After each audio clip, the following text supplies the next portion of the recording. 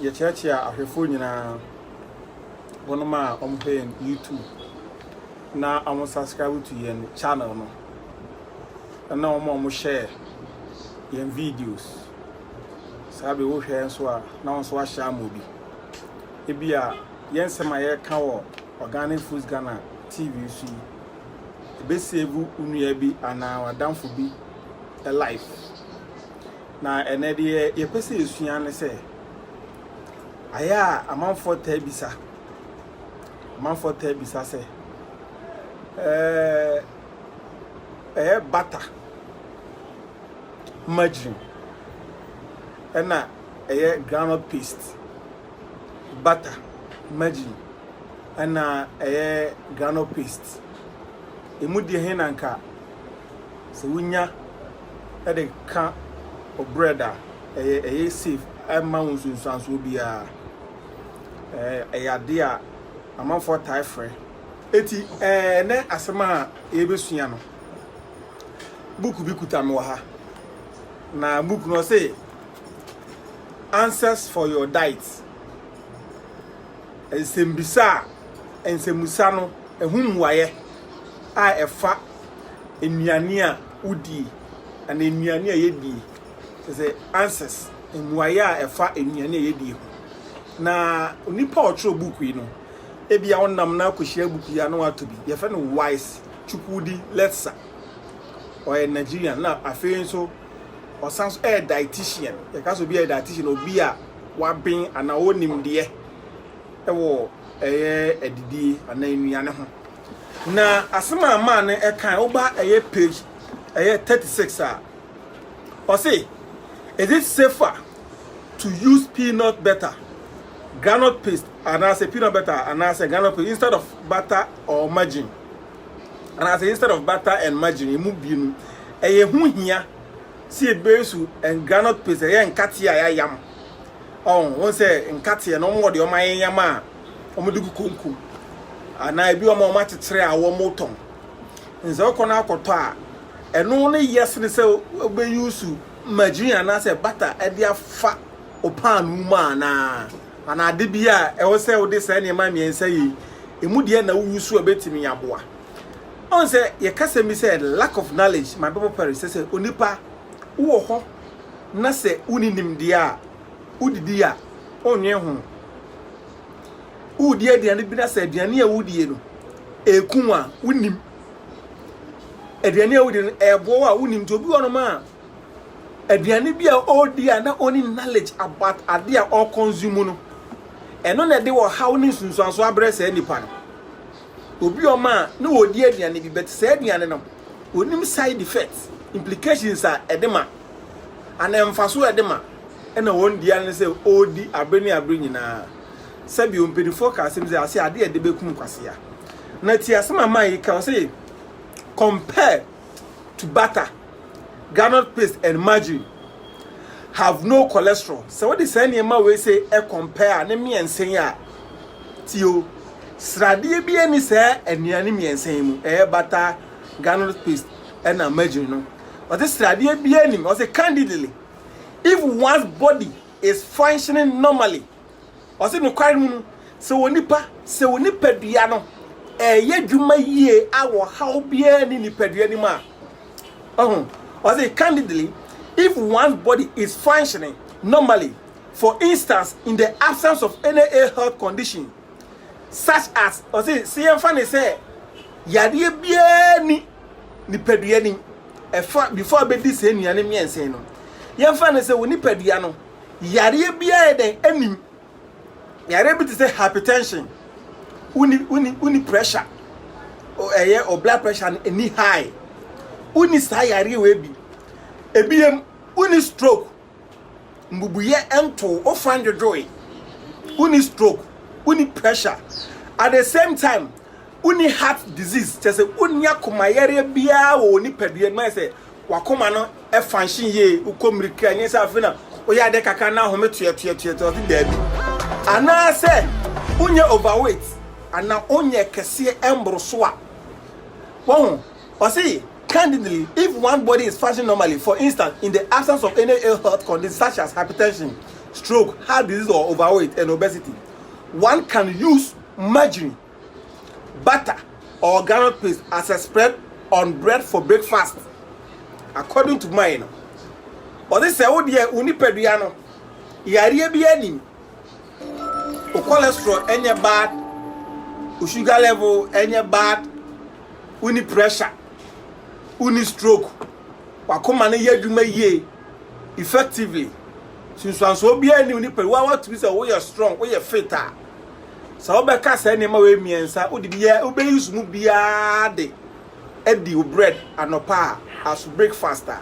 Ono na ade nche ne say wo how no since one so be anim. Tie o say the thickness of the spread matters. The thickness of the spread, however, matters. Oh, uko to say onipa Ghana ni wakoto pan of bready na wapem na se wode nkatiye no efam ana wode ne magini efam ana wode ne butter efam. In fact, what tin it say mortar. Oh, or say the thickness adie na wo dey form adie no, how thick it is and the matter most. Say enkatie na enkatie ni garlic paste ana wo ti dia fa pan no yimu ana so say magia na say batay na wo ti adia fam a any problem ni mu. How thick it is, the thickness no when the danger wa bre ni pedia obi onuma okoto say wo ti breadi or the battery fa breadi ma ayati say bio mesini a oil plaster na or ti mortar no dia fam down ho omiya ni bebre o say obiem I say book obiem say no wati efangu ha no wati fangu ha omo pe omanu mode no otimi de magini bi gu ha no de nkate ni bi egu ha no sa de bata ni bi afimfimfini. Yes sir, you are hurting or killing yourself softly, smoothly. Oh, or see how take it is and the matter, even though say uni yare bia po na so be say aduane we ya the thickness and the ekunye no. Sometimes you can say too much of everything is bad. I know because how do you know say we kura no eswa ana say we no edoso sunsanso nti ade bia wo baby ha no moderation is the key to a healthy lifestyle. Into say so ni sanyare wo bobo so bia you don't have problem na mom no say wo di akomu no the thickness and the here. I say the amount of the margarine, butter or groundnut paste spread on bread should not be more than a teaspoon. The amount of the margarine, butter or groundnut paste spread on the bread should not be more than a teaspoonful. Just say, o bread na wakotono. Na margarine na odi be famunu. Ana groundnut paste obi almost enkache the srade nim. I'm telling you, one way ya. And also say a saturated fat e won sunsu so e unsaturated so a e won sunsu so unsaturated no e betimi convert into trans fat e betimi health system no into say emfa ho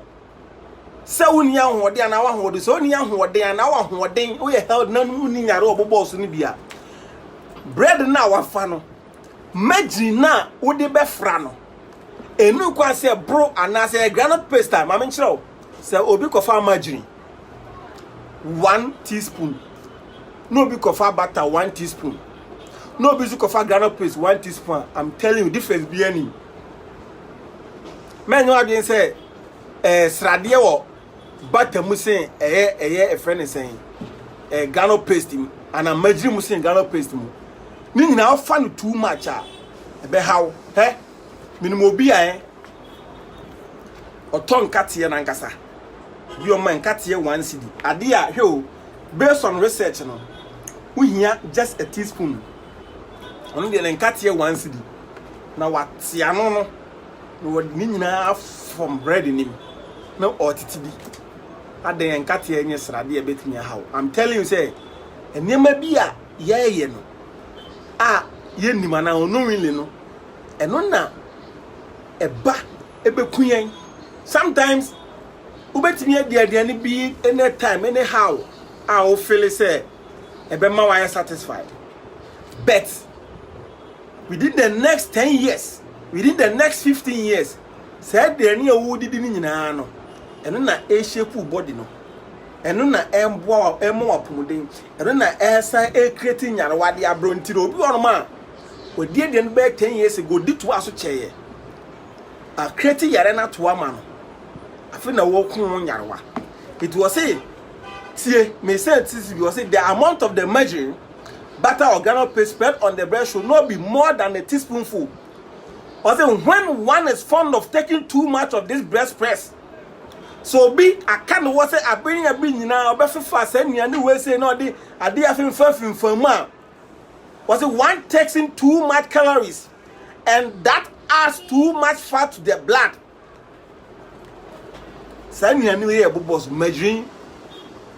butter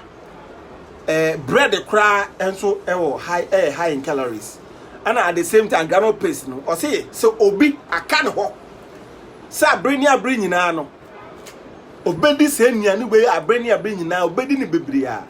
Instead of 1 teaspoon, now they behind fans they will do 1 tablespoon and a 2 tablespoon. And require a live sedentary lifestyle, lack of exercise. What I say, yenye exercise into your diet, you will be a chance and digest and na free system.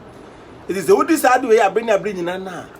Oh, add more than calories. Oh, store more energy. E wo ni pedium. And na ebiam too much energy na e be ni pedium no. E convert it and I said than fat, more fat e wo yen system na say ye moja ni. To be o man ne blood fat no e high. Obi o man ne blood fat no e high. Srade e wo ni moja mu no. E bro de normal srade a wo hia. This is because same anyway no over consuming no. Into I see a bema or blood fat and that's why the eye high. Or see in effect one will be benefited from the adverse effect of overconsumption of fat and oils. Or see a BM no obia odisa enuane we srade ne anwane ade ade no. Ubenya ehunsun swanso udi bro so a because I'm surprised say obi ono ma on say hwe obroni di bread a enya bofuna be majority of the whites so mu di bread a on ko to say obako 40 pan 5 cedis hu di o on ko to ne sa entansi say obako 40 pan 2 cedis and 5 cedis na obubudi but Ghana ni ko to say Ghana ni di bread a best 6 inches blocks ibi sa 6 inches block ye kuta ni pan we no e was say majority mi du ba bia sa pan o kese na kuta no e was say 6 inches majority na kuta no na say granule paste no e cover ba bia o yes ah o ku ho nti was say more na o consume say ne ma no more na nyarwa no so ye den dosun into a city for those whose bodies do not function well, such as those suffering from any of the above listed conditions. Or more about to say pressure, ni stroke, ni heart disease, ni adi adeno. Body ni function yenu. Or say it is advised not to use margarine, butter or granule paste on their bread. Me kwa nanka bread kabeka se jai. Oso no ma body no function ye no mo heart disease ni nyama anyare obi wo mu ni padua ma ewiki omo no otufu se nka memfa bi kura ye den enka waduane ho obi omo ose se magin na enye ana bata na enye me wakoma yare ene me penkate paste no ate dia fa pan no. I'm telling you ene sa question ana ye yi ano no ye platform na make us so de ye sha ase enche but man for any home but money say over subscribe to your channel no na ensem aye can be ano wa share ana se won satinya ke bia program yi Organic Foods Ghana opa Ghana had more there are so many YouTube channels bet yeah they no say is so unique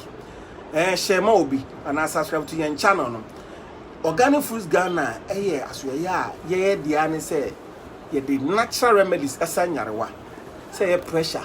say diabetes say stroke say cancer menstrual disorders and fibroid sexual weakness premature ejaculation erectile dysfunction yare ben na how me am no kase me am how so enterprise you or how bia na number na enamase ho no bo modern ase obefa sa number no no WhatsApp me and our friend na wonde how to menu ye ton organic supplement ahodo e den na opa green tea na cinnamon turmeric na say sandalwood mectis licorice soap palmetto ye will organic supplement ahodo bebre e wo ye na so ya kofodua na ye wo bet ye agents most of the radios in Ghana and how be no o friend so e betimi aboa baby a won to say agent ni ho a ye de duro na nkasa beba ye de be ma no ma won say etimi aka number no bomode an say obefa number na na ye kasa nyambo a obesan hwe video fufu bi e wo YouTube na da wase se wa hwe na me inshira suru aduane esre mbeyefo na so hwe de di su ya obenyini ache